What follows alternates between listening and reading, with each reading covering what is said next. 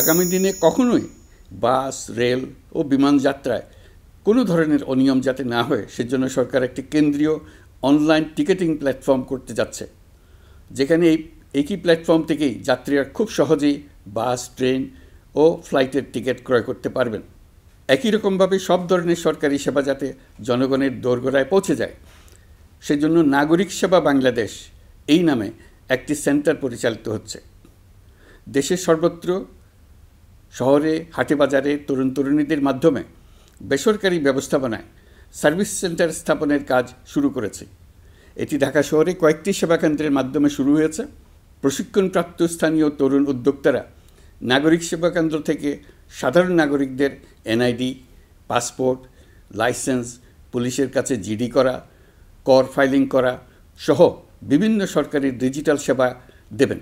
এর ফলে দালাল চক্রের খপ্পর থেকে মুক্তি পাওয়া যাবে, নানা রকম হয়রানি ও ভোগান্তি কমবে বলে আমরা আশাবাদী।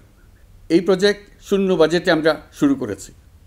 দেশের বিদ্যমান অব্যবহৃত সম্পদ ব্যবহার করেই সামনে এগিয়ে চলা সম্ভব, এটাই আমরা বাস্তবে করে দেখার চেষ্টা করছি।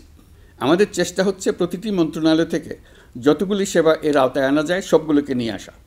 আমরা চেষ্টা করছি যাতে শিশু জন্মগ্রহণ করা মাত্রই তার জন্মসনদ পেয়ে যায়, ওটাই হবে তার নাগরিক স্বীকৃতি এবং রাষ্ট্র কর্তৃক তার দায়িত্ব গ্রহণের অঙ্গীকার। ওইখান থেকেই যাবতীয় সকল সনদ সে তার নাগরিক অধিকার হিসেবে ক্রমাগতভাবে সম্মানের সঙ্গে পেতে থাকবে।